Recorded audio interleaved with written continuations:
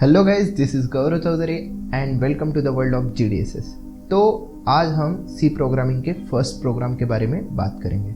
Last lecture में भी हमने बात किया था, लेकिन उसमें हमने काफ़ी बेसिक सी चीज़ें देखी थी। आज थोड़ा डिटेल में स्टडी करेंगे, इसलिए हमारे पास दो ऑप्शंस होंगे। एक तो हम यूज़ कर सकते हैं टर्बो C++ या हम यूज़ कर सकते हैं कोड ब्लॉक। लेकिन आपको अगर डिटेल में जानकारी देनी होगी तो मुझे टर्बो C++ ही यूज़ करना पड़ेगा। तो चलिए शुरू करते हैं। तो ये जो सॉफ्टवेयर है, इस सॉफ्टवेयर में हमें दो स्क्रीन के ऊपर काम करना होगा। ठीक है, ये जो ब्लू कलर की स्क्रीन है ये आपकी इनपुट स्क्रीन है, यानी कि इसके ऊपर आप कोड लिखोगे या प्रोग्राम लिखोगे। और ये जो आपकी आउटपुट कलर की, ये जो ब्लैक कलर की स्क्रीन है ये आपकी है आउटपुट स्क्रीन, जिसके ऊपर आपको रिजल्ट शो होगा। ठीक है, तो दो कलर की स्क्रीन है, एक इनपुट स्क्रीन है और एक आउटपुट स्क्रीन है। तो चलिए वीडियो स्टार्ट करते हैं और हम सबसे पहले लिखेंगे void main। ये एक आपका मेन फंक्शन है। Compiler always start to read program from main function. तो यहां से आपका कंपाइलर प्रोग्राम रीड करना शुरू कर देगा।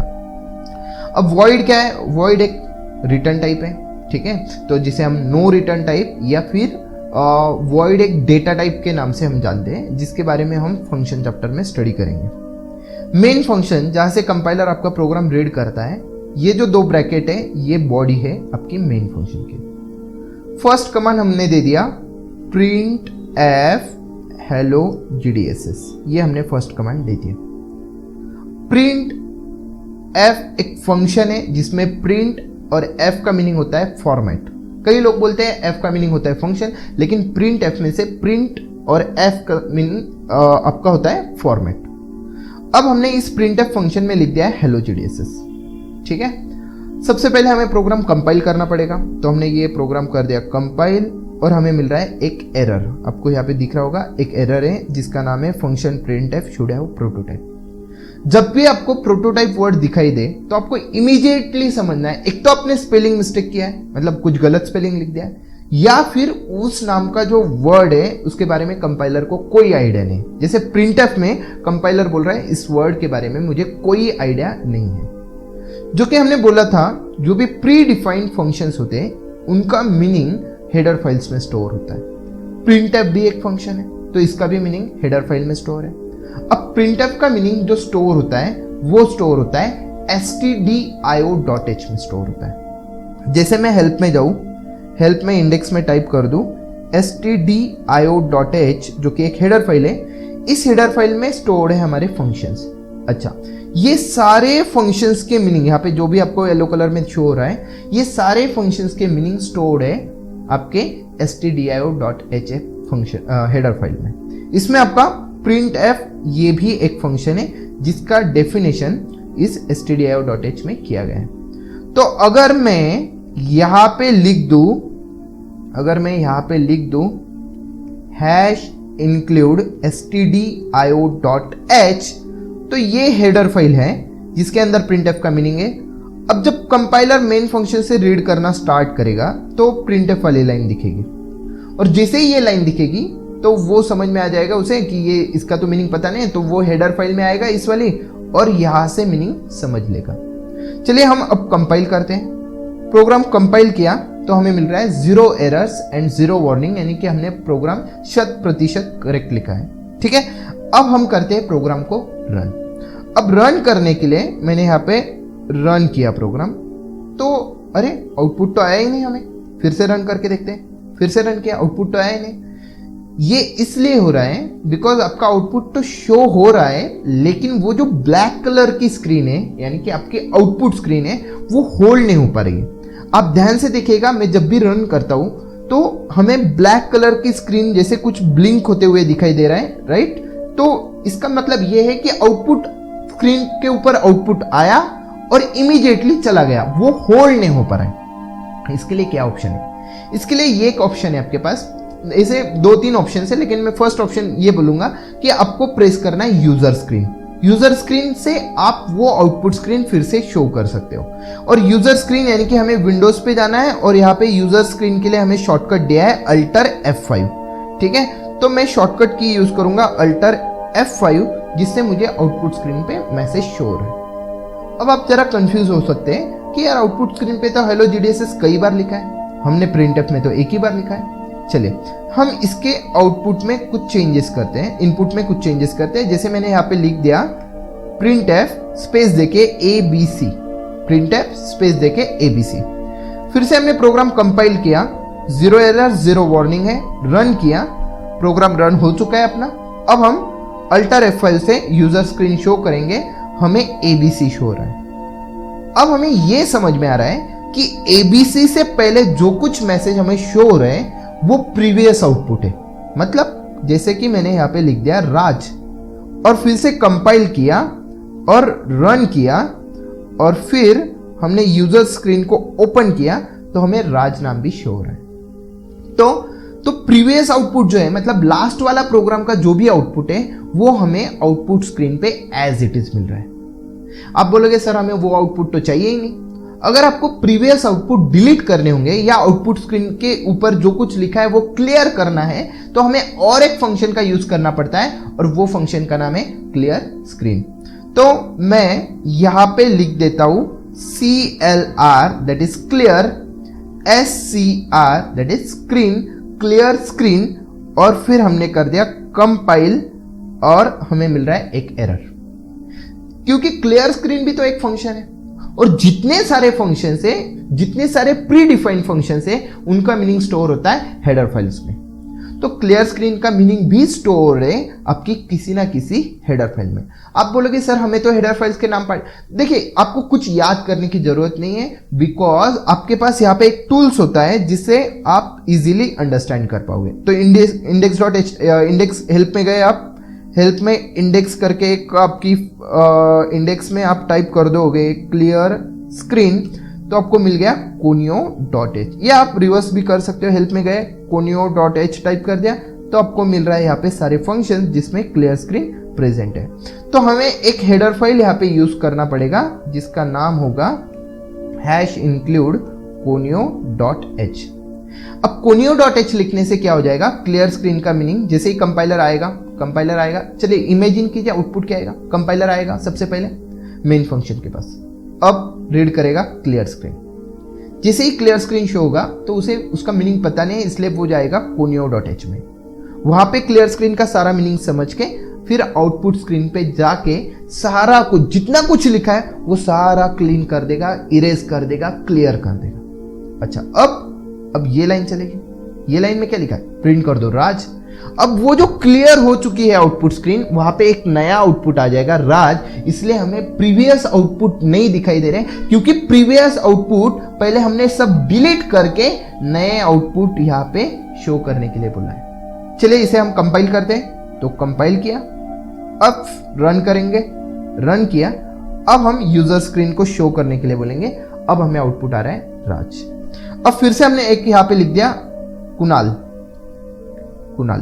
अब क्या होगा, कंपाइलर फिर से आएगा मेन फंक्शन के पास, आउटपुट स्क्रीन पे देखे मैं शो करता हूं, आउटपुट स्क्रीन पे राज है प्रेजेंट।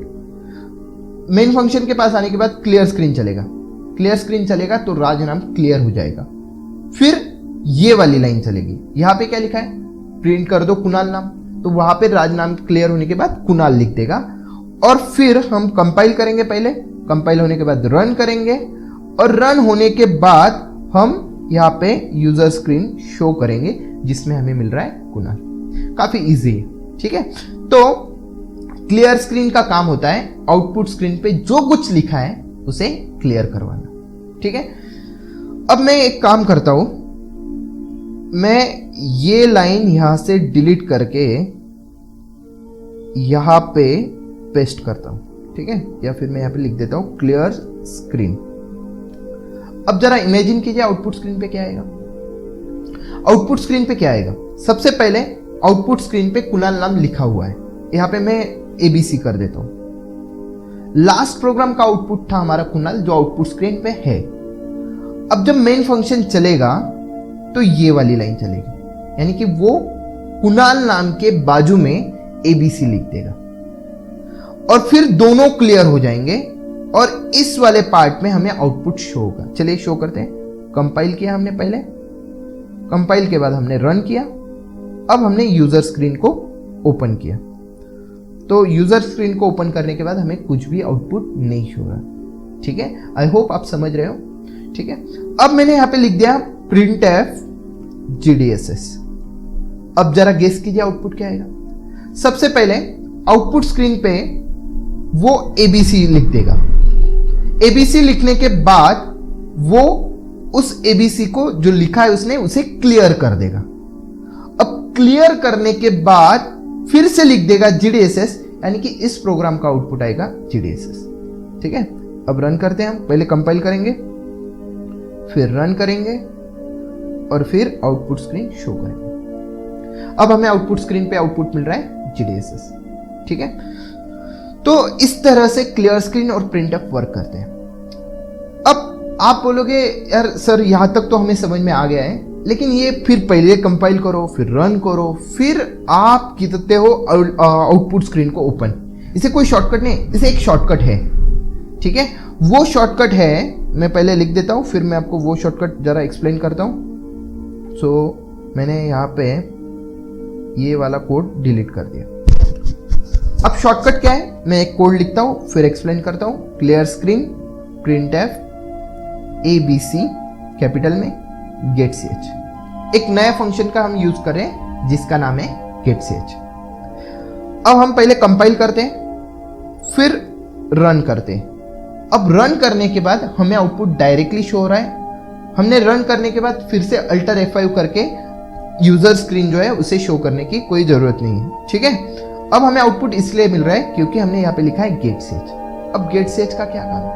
ओके, और getch में एरर क्यों नहीं है? क्योंकि ये भी तो एक फंक्शन है, ये एक प्री डिफाइंड फंक्शन है, तो इसका मीनिंग भी किसी न किसी हेडर फाइल में। अगर एरर नहीं आ रहा है तो इसका मीनिंग हम ये समझेंगे कि इसका मीनिंग conio.h या stdio.h में स्टोर होगा। चलिए चेक करते हैं getch का मीनिंग कहाँ पे है। तो हेल्प में जाएंगे, हेल्प में इंडेक्स ऑप्शन में जाके यहाँ पे हम लिखेंगे getch, तो हमें आउटपुट मिल रहा है conio.h।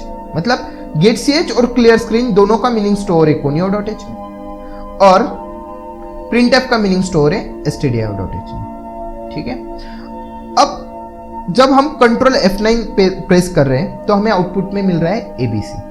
ओके फाइन, ठीक है। अब getch का काम क्या है? ठीक है, getch क्या कर रहा है? getch function is use for to hold the output screen. ये मैं आपको बेसिक डेफिनेशन बता रहा हूं, इसकी डिटेल में काफी यूज है getch के।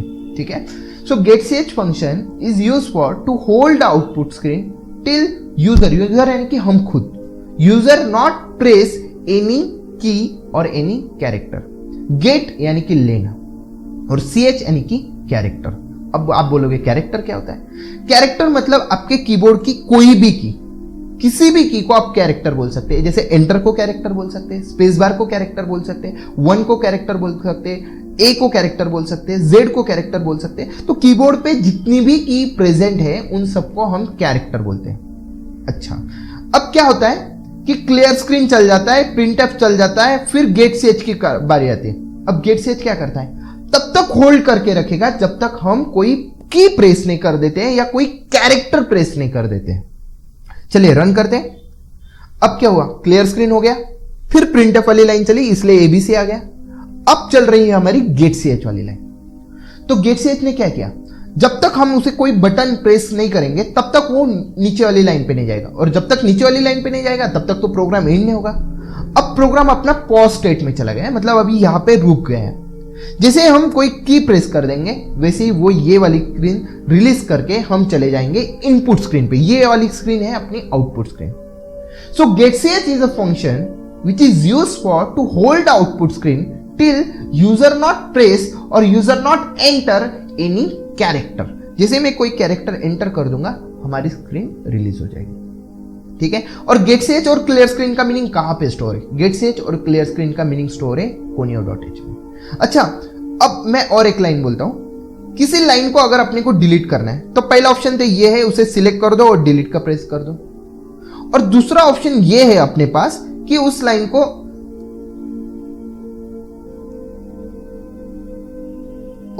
को कमेंट कर दो। अच्छा, कमेंट कैसे करना है? उसके पहले 2 फॉरवर्ड स्लैश लगा दो। अच्छा, कमेंट करना मतलब कमेंट करना मतलब वो लाइन कंपाइलर रीड नहीं कर पाएगा। अच्छा, कमेंट करना मतलब वो पर्टिकुलर लाइन कंपाइलर रीड नहीं करेगा। अब मेन फंक्शन के पास आएगा, क्लियर स्क्रीन शो हो रहा है उसे? नहीं। अब डायरेक्टली जाएगा प्रिंटफ। ये जो कमेंट होती है वो अपने अंडरस्टैंडिंग के लिए होती है। जैसे हम कुछ मार्क करके रखते हैं उस तरह से यहाँ पे हमने मार्क कर दिया है क्लियर स्क्रीन को रीड ना करे। ठीक है, तो 2 फॉरवर्ड स्लैश लगाने से वो पर्टिकुलर लाइन ये हो जाएगी, आपकी कमेंट में चली जाएगी। अब मैंने conio.h को कमेंट कर दिया।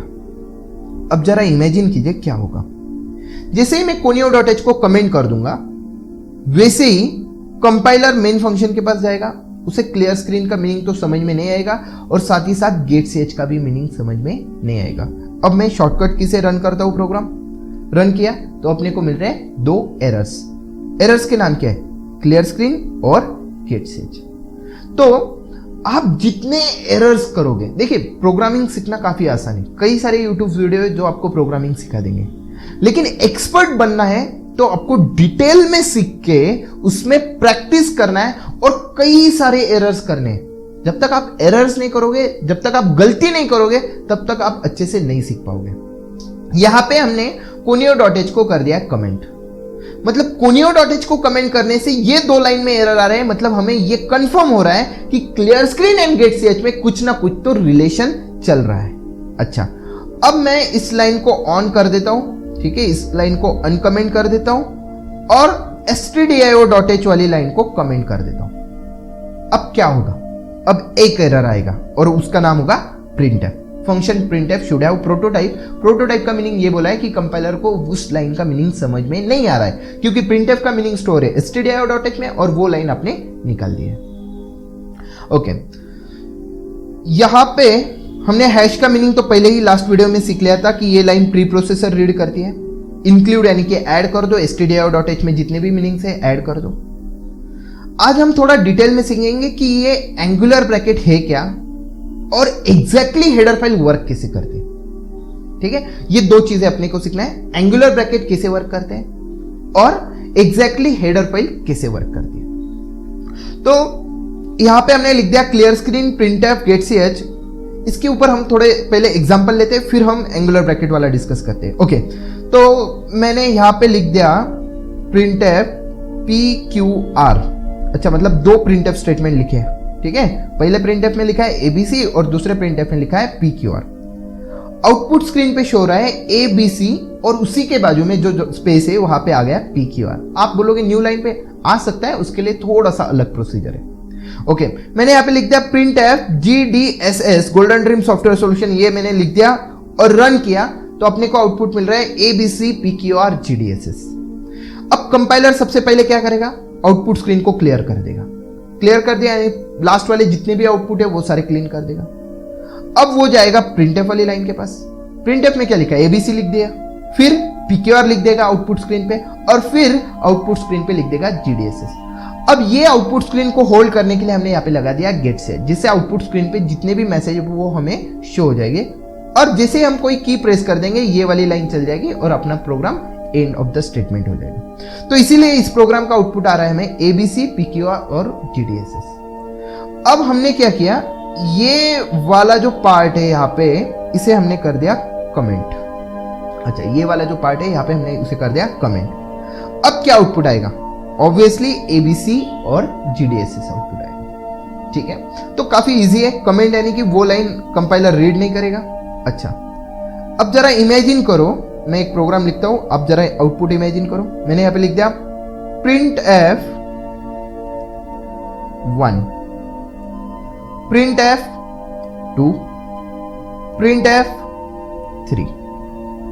यहां पे 1 के बाद मैंने लगा दिया getch, 2 के बाद मैंने लगा दिया getch। Okay fine. अब जरा इमेजिन करो आउटपुट स्क्रीन पे क्या होगा। ठीक है, मैं पहले रन करता हूं। तो सबसे पहले वाली लाइन चल गई क्लियर स्क्रीन, उसके बाद वाली लाइन चलेगी printf 1 आ रहा है। printf 1 के बाद getch वाली लाइन है, इसलिए आउटपुट स्क्रीन होल्ड हो गई, वेटिंग पोजीशन पे चला गया। जैसे मैं कोई बटन दबाऊंगा उसके नीचे वाली लाइन चलेगी, जैसे फिर से मैंने कोई बटन दबाया फिर से उसके वाली नीचे वाली लाइन चल गई, फिर से मैंने कोई बटन दबाया मैं बाहर आ गया। देखिए इमेजिन कीजिए क्या हुआ, 1 आया, फिर हमने कोई बटन प्रेस किया, फिर 2 आया, फिर हमने कोई बटन प्रेस किया, फिर 3 आया। मतलब देखिए क्या हुआ, क्लियर स्क्रीन हो गया। ओके, ये वाली लाइन चल गई।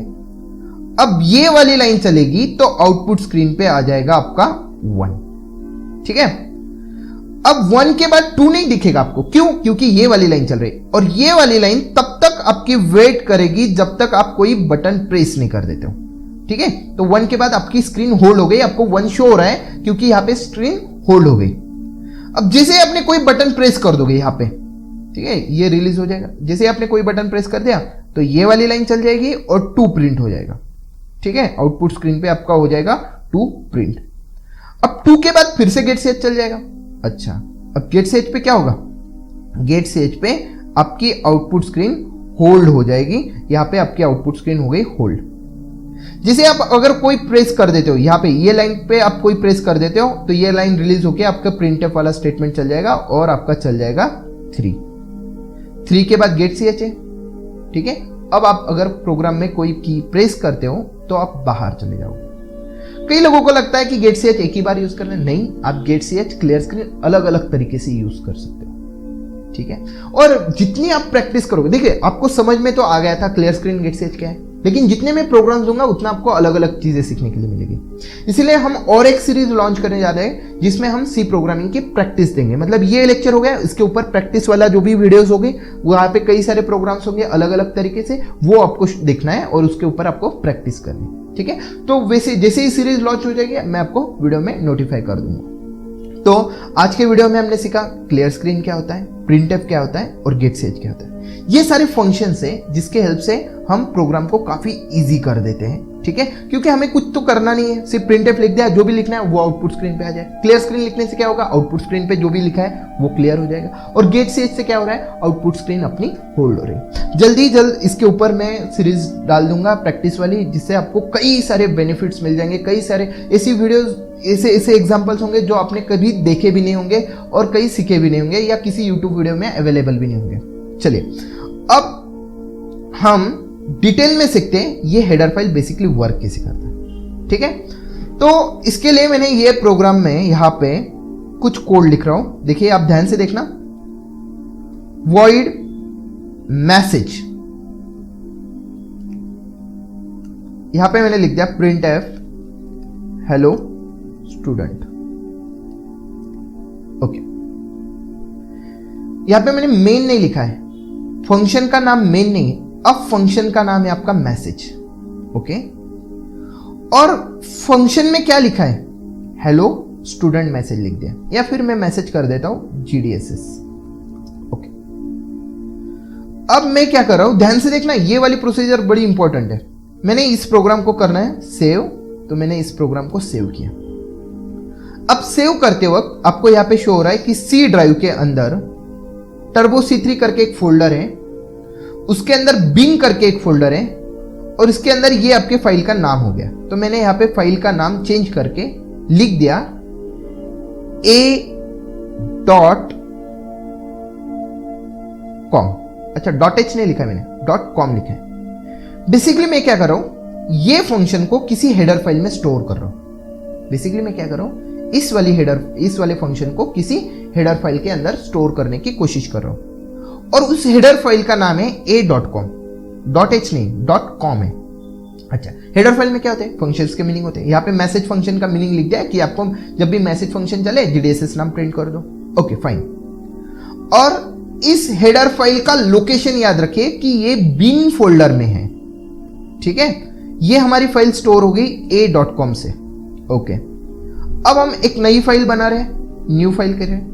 यहां पे मैंने कोड लिखा #include, चलिए पहले मैं लिख देता हूं void main। ठीक है, clear screen get ch, clear screen for clear the output screen, get ch मतलब पहले जो कुछ आउटपुट है वो क्लियर कर देंगे। जैसे कोई टीचर आता है सबसे पहले ब्लैक बोर्ड क्लियर कर देता है, उसी तरह से हमने पूरी आउटपुट को क्लियर कर दिया। अब गेट ch लास्ट वाली लाइन होगी जिससे आउटपुट स्क्रीन होल्ड होगी।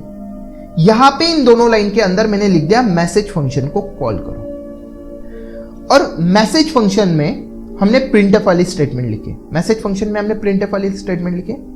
तो प्रिंटफ वाली स्टेटमेंट के लिए हमें यहां पे एक हेडर फाइल यूज करनी पड़ेगी, #include stdio.h। और क्लियर स्क्रीन गेट ch के लिए लिखनी पड़ेगी #include conio.h। ये हमने 2 हेडर फाइल लगा दिए। इन हेडर फाइल का सीक्वेंस आप ऊपर नीचे कर सकते हो, उसमें कोई प्रॉब्लम नहीं। अब कंपाइलर आएगा, सबसे पहले मेन फंक्शन के पास आएगा क्लियर स्क्रीन, जिसका मीनिंग उसे conio.h में मिल जाएगा। आउटपुट स्क्रीन को जाके पूरा क्लियर कर देगा, साफ कर देगा। अब देखेगा मैसेज फंक्शन। मैसेज फंक्शन जैसे ही देखेगा तो वो एरर दे देगा, क्योंकि मैसेज का मीनिंग कहां पे स्टोर है, मैसेज का मीनिंग कहां पे स्टोर है। सो मैं यहाँ पे ओपन करता हूं, मैसेज का मीनिंग कहां पे स्टोर है, a.com में स्टोर है, बिन के a.com में। तो मैंने यहां पे लिखा #include a.com। अब आप सोचोगे सर आपने एंगुलर ब्रैकेट नहीं लगाया। मैंने जानबूझ के नहीं लगाया, आपको मैं बताऊंगा क्यों नहीं लगाया। अब जैसे मैं रन करूंगा तो GDSS हो गया। अब आपको हेडर फाइल का पूरा मीनिंग समझ में आ गया होगा। हेडर फाइल क्या है? बेसिकली एक फाइल है जिसमें प्रोग्राम सेव है। हमें वो पूरा प्रोग्राम नहीं टाइप करना है, हमें सिर्फ उस फंक्शन का नाम लिखना है जिससे वो प्रोग्राम ऑटोमेटिकली कॉल हो जाएगा। और सेकेंड एडवांटेज ये है कि मैसेज फंक्शन में कितनी भी बार कॉल कर लूं, जैसे printf को कितनी भी बार कॉल कर लूं, बार बार थोड़ी वो कोड लिखना पड़ रहा है, सिर्फ एक ही बार कोड लिख के हेडर फाइल में स्टोर कर दिया।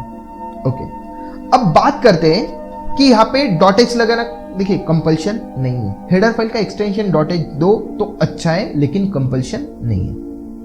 दूसरी बात, यहाँ पे आपने एंगुलर ब्रैकेट क्यों नहीं लगाया?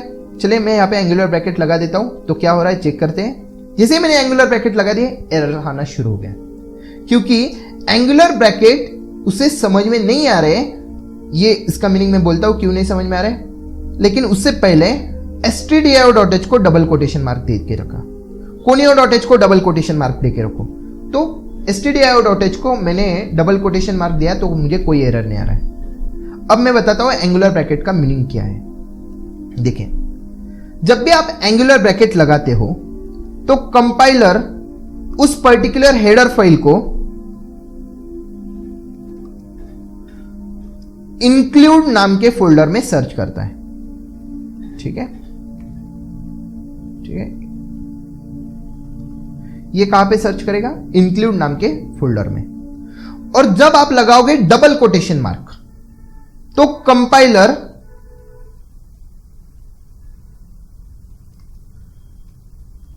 टर्बो C3 के फोल्डर में सर्च करेगा, मतलब पूरे जगह पे जितने भी फोल्डर से सारे फोल्डर्स चेक करेगा। अच्छा, अब हमने a.h इंक्लूड नाम के फोल्डर में लिखा है क्या? इंक्लूड नाम के फोल्डर में सेव किया था a.h? नहीं। तो इसी वजह से a.h कंपाइलर फाइंड नहीं कर पा रहा है जब हम लगा रहे हैं एंगुलर ब्रैकेट। a.h को एरर क्यों आ रहा है?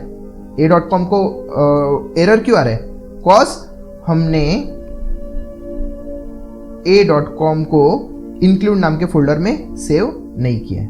अच्छा, ठीक है, तो यहां पे लिख रहा है unable to open include file. Include file के अंदर a.com नहीं है। ठीक है, अब हम क्या करते हैं, एक नई फाइल बनाते हैं जिसका नाम लिख देते हैं void message, और यहां पे लिख देते हो printf GDSS। printf GDSS stand for golden dream software solution. इस फाइल को हम सेव कर रहे हैं इंक्लूड नाम के फोल्डर में, और फाइल का नाम सेव कर रहे हैं, अरे यार फाइल का नाम हो गया noname01.cpp। चलिए ठीक है, मैं इसी नाम से यहां पे लिख देता हूं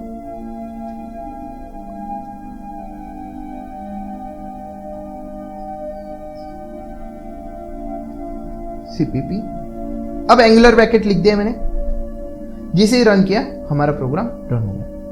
आई होप आपको हेडर फाइल का मीनिंग समझ में आ रहा है। हेडर फाइल में पहले से कुछ प्रोग्राम्स की कोडिंग करके रखी है, उन्हीं प्रोग्राम को अपना कंपाइलर जाके रीड कर रहा है।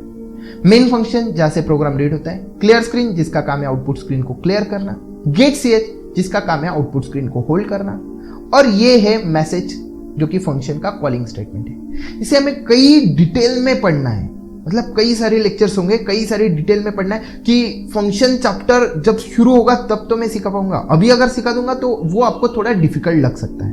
ठीक है, तो आज के लिए इतना सफिशिएंट है। Thank you so much.